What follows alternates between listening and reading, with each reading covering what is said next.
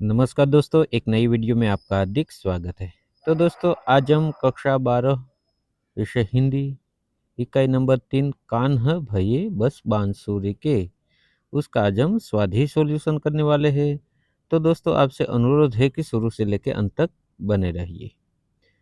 तो देखिए दोस्तों, हमारी 12वीं की हिंदी की पाठ्य पुस्तक में इकाई नंबर 3 कान है भैये बस बांसुरी के उसका साहित्यिक प्रकार है सवैया है और उसके रचनाकार है रसखान। तो सबसे पहले दोस्तों, हमें ये भी पूछा जा सकता है कि कान्हा भैये बस बांसुरी के रचयिता कौन है? तो हमें कहना है कि रसखान। इस प्रकार से भी पूछा जा सकता है कि कान्हा भैये बस बांसुरी के उनका साहित्यिक प्रकार कौन सा है? तो सवैये। तो दोस्तों, सवैये है ये एक प्रकार से छंद होता है और ख़ास तौर पे रसखान ने जो कृष्ण भक्ति के जो पद लिखे हैं वो सवैये छंद में लिखे हैं। इसके बाद हमें थोड़ा बहुत उनका परिचय पढ़ लेना है। उसके बाद बहुत ही प्यारी सी ये रचना है। उसके बाद उनका स्वाध्याय का आज हम सॉल्यूशन करने वाले हैं। स्वाध्याय प्रश्न एक मुख्य निम्नलिखित प्रश्नों के उत्तर दिए गए विकल्पों में से चुनकर लिखिए। पहला प्रश्न है कृष्ण किसके हो गए हैं? गोपी के, राधा के, बांसुरी के, मोरपंख के। तो उनका सही उत्तर है ग बांसुरी के। तो दोस्तों, हमारी पाठ्य पुस्तक में ये दिया हुआ है। तो यदि आप चाहे तो वीडियो को स्टॉप करके उसमें राइट की निशानी लगा सकते हैं पाठ्य पुस्तक में। दूसरा प्रश्न है गोपियाँ ब्रज छोड़कर क्यों भाग जाना चाहते हैं? उनका सही उत्तर है घ ब्रज में बांसुरी के रहने से। तीसरा प्रश्न गोपियाँ किसकी बनी माला पहनेंगी? उनका उत्तर है क गुंजा की। इसके बाद मुख्य प्रश्न दूसरा, निम्नलिखित प्रश्नों के उत्तर एक एक वाक्य में लिखिए। प्रश्न पहला, कृष्ण को किसने मोह लिया है? उत्तर, कृष्ण को बांसुरी यानी कि मुरली ने अपने वश में करके मोह लिया है। दूसरा प्रश्न, गोपियाँ कृष्ण की मुरली को क्या समझती है? उत्तर, गोपियाँ श्री कृष्ण की मुरली को अपनी सोत यानी कि सोतन समझती है।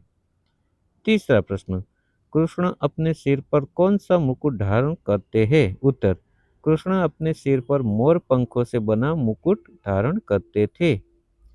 चौथा प्रश्न, कृष्ण गले में किसकी माला पहनते थे? उत्तर, कृष्ण अपने गले में गुंजो यानी कि वनमाला की माला पहनते थे। पांचवा प्रश्न, किसके कहने पर गोपी कृष्ण का स्वांग कर रही है? उत्तर, अपनी सखी अन्य गोपी के कहने पर गोपी कृष्ण का स्वांग यानी कि रूप धारण कर रही है। मुख्य तीसरा प्रश्न, निम्नलिखित प्रश्नों के उत्तर दो दो वाक्यों में लिखिए। पहला प्रश्न है गोपिया कृष्ण का कौन सा स्वांग रचती है? उत्तर, गोपिया कृष्ण का रूप धारण करने के लिए अपने सिर पर मोरपंख का मुकुट और गले में गूंजों की माला पहनती है। वे कृष्ण की तरफ पीले वस्त्र यानी कि पीतम्बर ओढ़कर और हाथ में लाठी यानी कि लकुटी लेकर गायों के पीछे ग्वालों के संग घूमने का स्वांग रचती है। दूसरा प्रश्न, गोपियाँ कृष्ण की बांसुरी को अपने ओठों पर क्यों नहीं रखना चाहती? उत्तर, गोपियाँ बांसुरी को अपनी सोत मानती है क्योंकि वह दिन रात कृष्ण के होठों से लगी रहती है और कृष्ण को उनके वश में रखती है। इसी ईर्ष्या भाव के कारण गोपियाँ उस बांसुरी को अपने होठों पर रखकर अपवित्र नहीं करना चाहती। तीसरा प्रश्न, गोपियाँ ब्रज से क्यों भाग जाना चाहती है? उत्तर, गोपियाँ गोपियों को लगता है कि श्री कृष्ण अब पूरी तरह बांसुरी के वश में हो गए हैं और वे केवल बांसुरी से ही प्रेम करते हैं। ब्रज में अब उनका कोई नहीं रहा, केवल बांसुरी का राज रहेगा, इसलिए वे ब्रज छोड़कर भाग जाना चाहती है। चौथा प्रश्न, निम्नलिखित प्रश्नों के उत्तर 4-5 पंक्तियों में दीजिए। पहला प्रश्न, गोपियाँ कृष्ण की मुरली को अपनी सोत क्यों समझती है? उत्तर, गोपियाँ श्री कृष्ण से अनन्य प्रेम करती है और उनका सानिध्य चाहती है, परंतु श्री कृष्ण चौबीसों घंटे मुरली को अपने होठों से लगाए रखते हैं।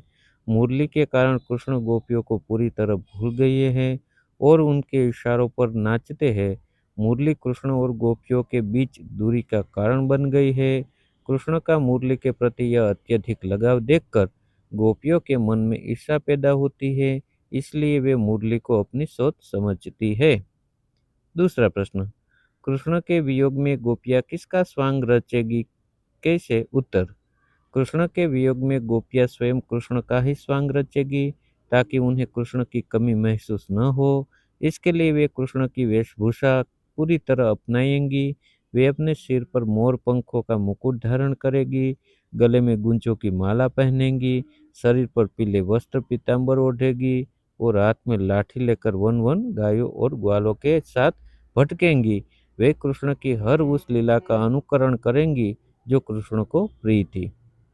तीसरा प्रश्न है, गोपियाँ बांसुरी से क्यों ईर्ष्या करती है? रसखान के दोनों सवैयों के आधार पर उत्तर लिखिए। उत्तर, रसखान के सवैयों के आधार पर गोपियाँ बांसुरी से इसलिए ईर्ष्या करती है क्योंकि बांसुरी ने कृष्ण को अपने मोह जाल में फंसा रखा है। वह दिन रात कृष्ण के साथ रहती है, उनके होठों का रसपान करती है और कृष्ण को अपनी उंगलियों पर नचाती है। कृष्ण बांसुरी के प्रेम में ऐसे डूबे हैं कि वे गोपियों को पूरी तरह भूल चुके हैं। गोपियों को लगता है कि जो स्थान उन्हें मिलना चाहिए था वह उस तुच्छ बांसुरी को मिल गया है। यही कारण है कि वे बांसुरी को सौत मानकर उससे घोर ईर्ष्या करती है। चौथा प्रश्न, कृष्ण के स्वांग में गोपियों का वर्णन कीजिए। उत्तर, कृष्ण के स्वांग में गोपियां पूरी तरह कृष्णमय हो जाना चाहती है। एक गोपी अपने सखी के कहने पर कृष्ण का रूप धरने को तैयार होती है। वो अपने सिर पर सुंदर मोरपंख का मुकुट सजाती है और गले में वन्य फूलों या गुंजों की माला पहनती है। वह कृष्ण की तरह ही पीले रंग के वस्त्र पीताम्बर पहनकर हाथ में लाठी थाम लेती है और ब्रज की गलियों में गायों गायों को चराने का अभिनय करती है। वह कहते हैं कि कृष्ण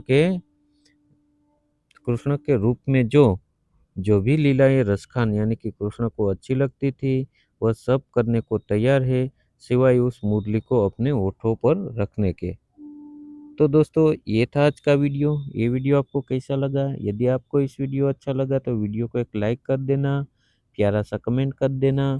और हाँ दोस्तों, अभी तक आपने मेरी इस यूट्यूब चैनल सुरेश साहब नाम की चैनल को सब्सक्राइब नहीं किया है तो प्लीज़ एक बार ज़रूर सब्सक्राइब कर देना, क्योंकि दोस्तों मैं इस चैनल में कक्षा चौथी से लेकर 12वीं के बच्चों के लिए गुजराती, हिंदी, संस्कृत के कोई पाठ की समझ हो, कविता की समझ हो, स्वाध्याय के प्रश्न के उत्तर हो, अभ्यास के प्रश्न के उत्तर हो, स्वाध्ययन पोथी सॉल्यूशन हो, सभी मैं इस चैनल में वीडियो बना के डालता हूँ।